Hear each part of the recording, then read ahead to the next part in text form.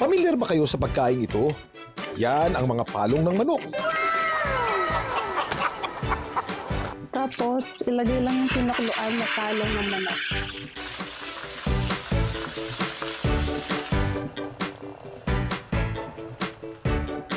Kung lulutuin at gagawing ulam, ano naman kaya ang lasa? Sino mag-aakala na ang korona ng manok kung tawagin, pwede rin palang kainin? Ang palong ng manok o yung parang pulang korona o suklay sa ulo ng manok, hindi lang pamporma. Ang mga palong sa video na ito, pinakuluan, pinrito, tinadtad, hinalo pa sa ibang sangkap,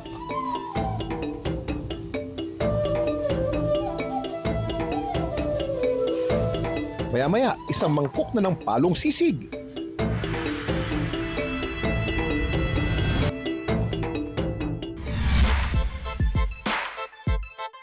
Ang may-ari ng video vlog ng recipe na yan, nakilala namin sa Arayat, Pampanga. Si Angela Joy na isa palang full-time food content creator. Taong 2020 na magsimula siyang gumawa ng content. Natuto ako magluto nung bata pa ako. Pag nakikita ko nagluluto yung lola ko, nakikialam ako, or nagtatanong ako paano iluto yung ganyan. Ang palong ng manok, minsan ay sinasama raw sa ilang lutuin sa kanilang lugar. Dito sa amin, sinasama talaga yung palong ng manok pag niluluto. Sinasama sa kalderetang manok, ganon. Pero ang video niyang ito ay bunga ng kanyang pag-eksperimento sa pagluluto. So naisip ko, mag-ano kaya, yung iluto siya ng separate or mag-create ng bagong luto gamit ang palong lang ng manok. So doon nag-start. Para kakaiba naman. Hindi na bago kay Angela Joy ang pagkain ng palong ng manok. Ilang beses na raw niya itong natikman, kaya hindi na siya ay, palong pala yan, moment. May texture siya ng pagka parang kamukha nung sa tenga ng pisngi ng baboy, tenga ng baboy, which is yung ginagawa ng sisig. Kaya doon din nag-start yung paggawa ko ng pag-upload ko ng sisig na palong ng manok. Masarap naman siya. Alam niyo bang sa palong ng manok nakikita kung healthy ang isang manok?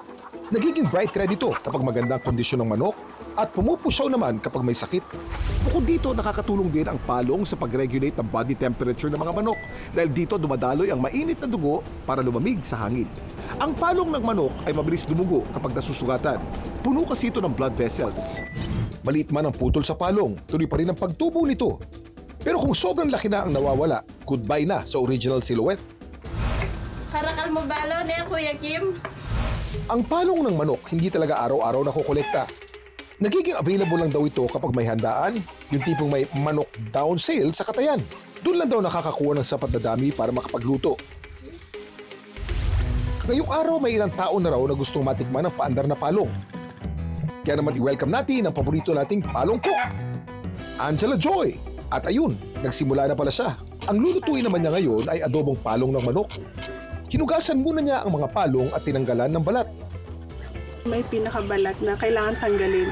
And then, after nun, hinuhugasan pa namin siya ng suka at na may asin para matanggal yung kung may lansa man. Sa kanya pinakuluan kasamang ilang sangkap. Bawang, sibuyas, pamintang buo, dahon ng laurel, toyo, tubig.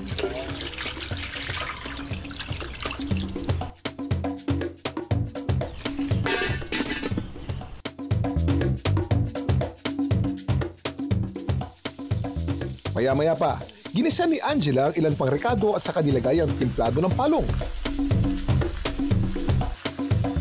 Hinalo niya ito at pinakuluan ng bahagya. Ilang minuto lang, ready na ang dish.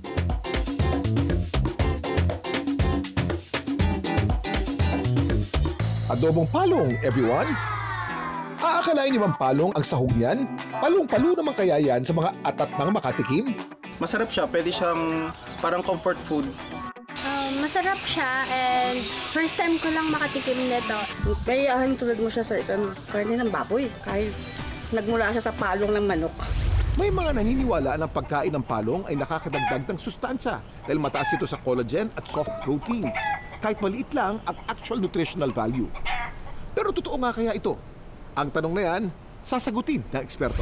Ang palongpunang manok or chicken foam ay nagtataglay ng iba't ibang amino acids, protina at saka fat or cholesterol po.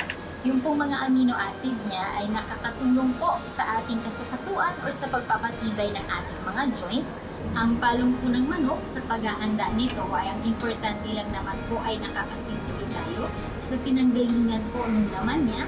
Hindi po dapat double dead yung ating manok. At yung po mismong pag-process or pagluluto niya ay sanitary or malinis yung ating ginagamit sa pagluluto. Minsan sa buhay, kailangan lang natin ng kaunting tapang at kaunting lakas ng loob na masubukan ang kakaibang sarap na hindi nyo pa natitikman. Kaya ang palong ng manok, hindi na lang basta masasaya. Game din ba kayong itry mga kapuso? Ang dami mo alam!